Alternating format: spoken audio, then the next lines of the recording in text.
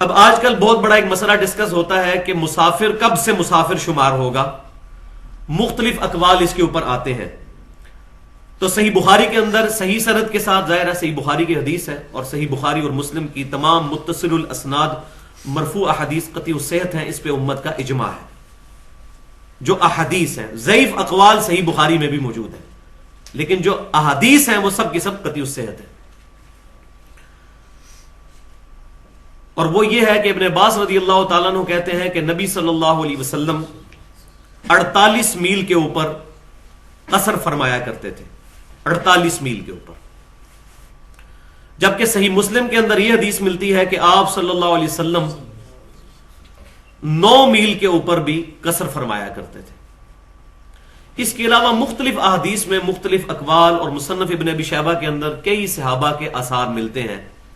حتیٰ کہ صحیح بخاری میں یہاں تک آتا ہے کہ سیدنا علی رضی اللہ تعالیٰ عنہ جب کوفے سے نکلتے تھے، ابھی کوفے کے گھر نظر آ رہے ہوتے تھے اور وہ قصر نماز شروع کر دیتے تھے. تو میں نے اس معاملے میں یہی سمجھا ہے، اور یہ بات جو ہے وہ حق کے زیادہ قریب ہے، کہ اصل میں یہ مسئلہ ہے اجتہادی. جب آپ کو یہ واقعی یقین ہے کہ آپ غریب الوطنی کی حالت میں ہیں اور اپنے شہر سے دور ہیں، تو آپ قصر کریں گے.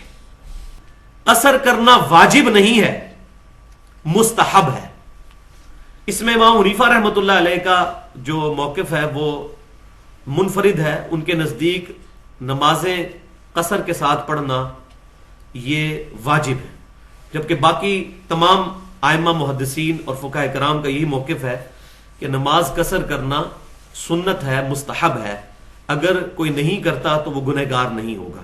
انشاءاللہ میں حدیث بھی اس پہ پیش کر دوں گا. تو سفر جو ہے، اگر آپ خود سمجھ رہے ہیں کہ یہ واقعی سفر ہے تو اس سفر کے اوپر قصر کریں. اب اس میں کوئی یہ بھی سوچ سکتا ہے کہ جی یہ آج کل جہاز کا اور ٹرین کا بڑا آرام دہ سفر ہوتا ہے. بھائی جتنا مرضی آرام دہ سفر ہو، سفر اپنا آپ ضرور انسان کو دکھاتا ہے. اس میں انسان کو بھوک پیاس اور ان تمام چیزوں سے گزرنا پڑتا ہے، تو وہ قصر کرے گا.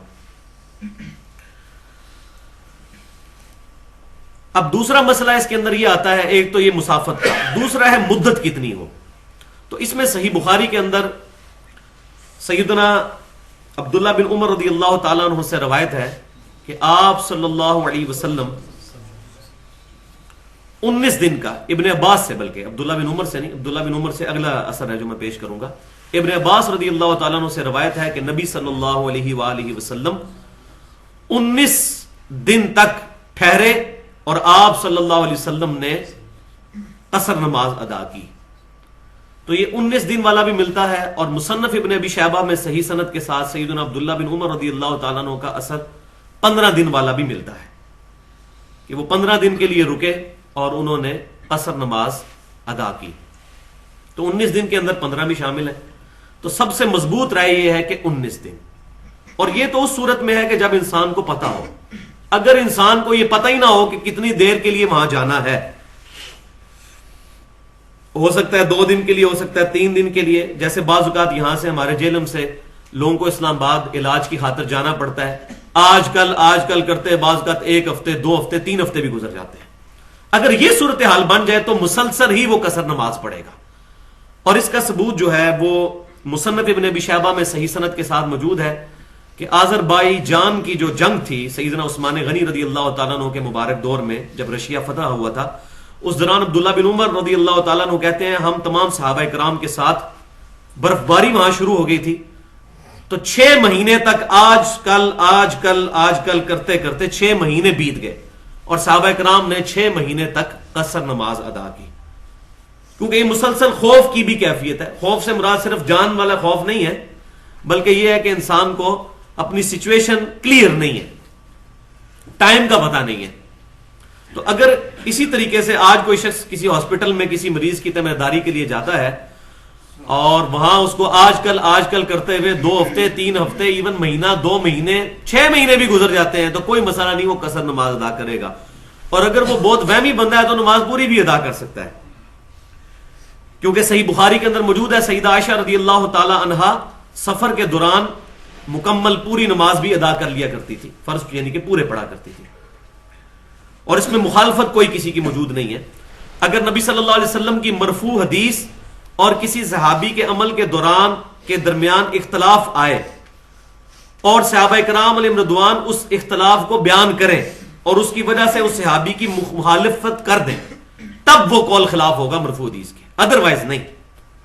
مثال کے طور پر نبی صلی اللہ علیہ وسلم کے بارے میں صحیح بخاری اور مسلم میں آتا ہے کہ آپ صلی اللہ علیہ وسلم نے 3 دن تک تراویح کی نماز جماعت سے پڑھی، جبکہ سیدنا ابو بکر صدیق رضی اللہ تعالیٰ عنہ نے اس معاملے کو اسی طریقے سے چھوڑ دیا۔ سیدنا عمر کے بھی شروع کے سالوں کے اندر معاملہ اسی طرح رہا، پھر سیدنا عمر رضی اللہ تعالیٰ عنہ نے تراویح کی جماعت پورا مہینہ شروع کروائی۔ اگرچہ یہ عمل بظاہر نبی صلی اللہ علیہ وسلم کی سنت سے ہٹ کر تھا، لیکن صحابہ کرام کا اجماع ہو گیا اور اجماع حجت ہے۔ تو صحابہ کرام میں اختلاف آئے تو صرف حدیث دیکھ کر کسی صحابی کے قول کو چھوڑ نہیں دینا ہوگا، بلکہ یہ دیکھنا ہوگا اس کے اس عمل کے اوپر کسی دوسرے صحابی نے اس کی مخالفت کی ہے، اگر نہیں کی تو اس پر اجماع تصور ہوگا۔ جیسا کہ میں کئی دفعہ بتا چکا ہوں کہ مٹھی کے بعد داڑھی کاٹنے کے بارے میں اگرچہ میں نہیں کاٹتا، لیکن اس پہ صحابہ کا اجماع ہے کہ یہ جائز ہے، اور اس حدیث کے راوی صحیح بخاری میں عبداللہ بن عمر ہے کہ داڑیاں بڑھاؤ اور مونچھیں پس کرو، اور عبداللہ بن عمر کا یہ اثر صحیح بخاری میں موجود ہے کہ وہ مٹھی کے بعد داڑھی کو کاٹ دیا کرتے تھے۔ تو راوی اپنی روایت کو سب سے بہتر سمجھتا ہے، ان کے اس عمل کی وجہ سے کسی نے ان کی مخالفت نہیں کی۔ بخاری میں تو موجود ہے کہ حج اور عمرے کے موقع پر، اور الموطا امام مالک کے اندر یہاں تک موجود ہے کہ سیدنا عمر رضی اللہ تعالیٰ عنہ نے جس سال حج کرنا ہوتا تھا اس سال رمضان سے لے کر حج تک داڑھی نہیں کاٹا کرتے تھے۔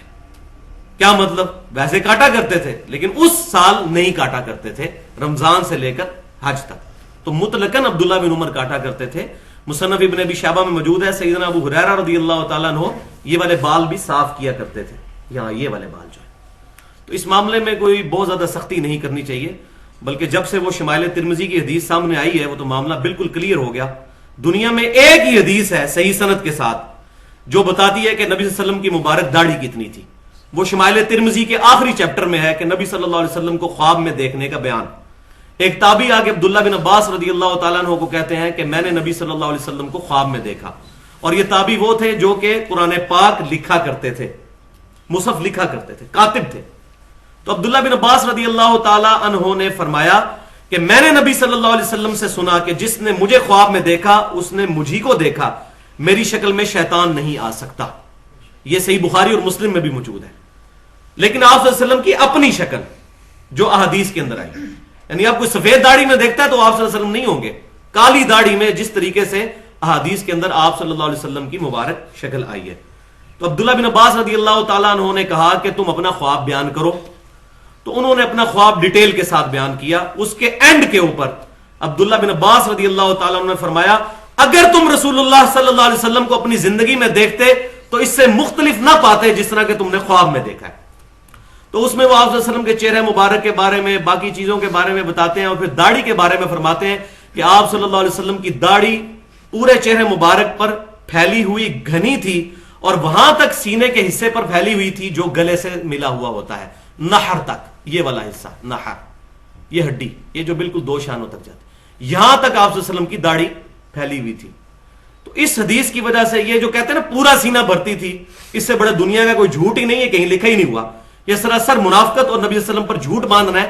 اسی حدیث کا غلط ترجمہ کیا ہوا ہے، حالانکہ دارالسلام نے بھی بالکل صحیح ترجمہ کر دیا ہے۔ نہر بھائی ڈکشنری میں دیکھ لیں، اس ہڈی کو کہتے ہیں سینے کے ابتدائی حصے والی ہڈی، یہاں تک آپ صلی اللہ علیہ وسلم کی داڑھی تھی۔ اور اس پر میرا اجتہاد یہ ہے، جو علماء بڑے پریشان ہیں آج اس اجتہاد کے اوپر، کہ عبداللہ بن عمر مٹھی کے بعد داڑھی کاٹتے ہی اس لیے تھے کہ وہ اپنی داڑھی کو حضور کی طرح کرنے کی کوشش کرتے تھے، کیونکہ صحیح بخاری کے اندر موجود ہے کہ سیدنا ابن عمر رضی اللہ تعالیٰ عنہ وہاں اپنی سواری بٹھایا کرتے تھے جہاں جہاں نبی صلی اللہ علیہ وسلم نے سفر کے دوران بٹھائی، جہاں آپ صلی اللہ علیہ وسلم رکے وہ وہاں رکتے تھے، ایک ایک چیز کو کاپی کرتے تھے۔ تو میرا یہ گمان ہے کہ عبداللہ بن عمر جنہوں نے خود حدیث سن رکھی تھی کہ داڑیاں بڑھاؤ اور مجھے پس کرو، ان کو نہیں تھا پتا کہ یہ داڑھی کاٹنا گناہ ہے، نعوذ باللہ، جس طرح آج کل بعض غیر مقلدین کہتے ہیں۔ غیر مقلدین، اہل حدیث نہیں، اہل سنت نہیں۔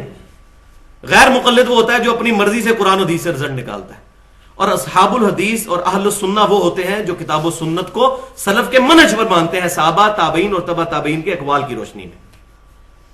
غیر مقلدین منکرین حدیث بھی غیر مقلدین ہے۔ تو جو اہل السنہ ہوگا وہ صحابہ کرام کے منہج کے مطابق چلے گا۔ تو اگر کوئی مٹھی کے بعد نہ کاٹے بہت اچھی بات ہے, ہم بھی نہیں کاٹتے, لیکن اس کی بجائے جو لوگ کاٹتے نہیں ہیں وہ حرام کام اس طرح کرتے ہیں کہ اپنی داڑھی فولڈ کی ہوتی ہے اندر, اور لوگ کہہ رہے ہوتے ہیں مٹھی کے بعد کاٹنا حرام ہے, اپنی داڑھی اندر فولڈ کی ہوتی ہے. اور ابو داؤد کی حدیث ہے صحیح سند کے ساتھ کہ آپ صلی اللہ علیہ وسلم فرمایا میں اس شخص سے بری ہوں جو اپنی داڑھی کو گرا لگاتا ہے. اس سے بڑا حرام کام کر رہے ہوتے ہیں وہ, جو واقعی متفقن علیہ حرام ہے, صرف داڑھی کو چھوٹا دکھانے کے لیے. تو بھائی آپ کاٹ لیں مٹھی کے بعد, اگر آپ کو لمبی داڑھی اچھی نہیں لگتی ہے بجائے اس کو فولڈ کرنے کے. تو یہ ایکسٹریم رویے نہیں ہونے چاہیے. تو بات کہاں سے کہاں نکل گئی کہ صحابہ کرام علیہم رضوان کا منہج دیکھنا ہوگا کہ وہ کیا ہے.